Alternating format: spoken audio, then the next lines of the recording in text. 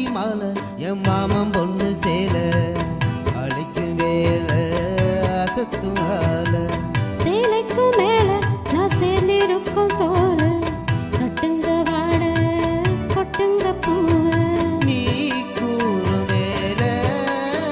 இனி வேற என்ன வேலை ஏன் மாமன் தோள தினம் நான் சேரும் மாலை ஒண்ணு தாங்க